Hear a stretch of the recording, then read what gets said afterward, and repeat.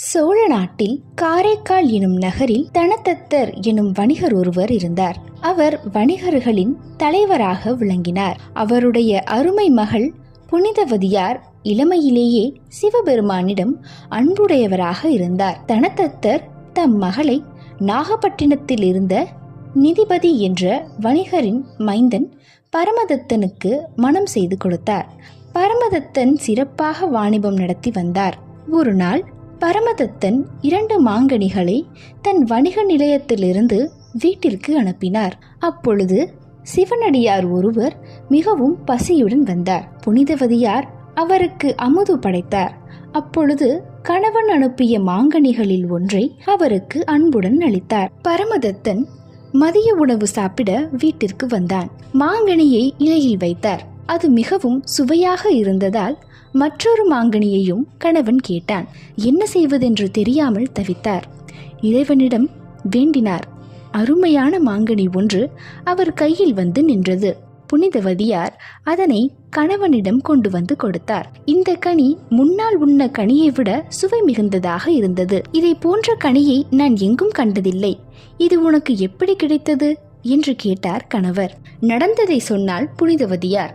கணவனோ நம்பவில்லை.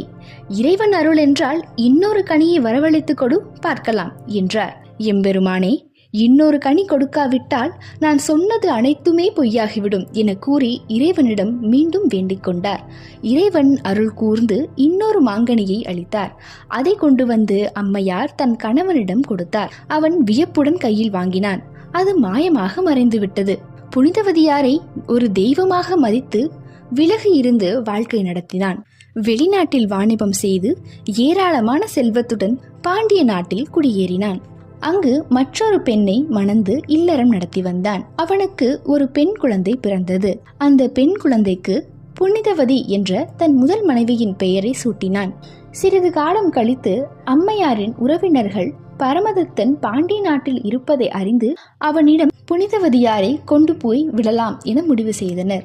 பரமதத்தன் அம்மையாரை கண்டதும் அவர் காலில் விழுந்து வணங்கினான். இவர் நாம் எல்லோரும் வணங்குவதற்குரிய தெய்வம் என்றான் பரமதத்தன்.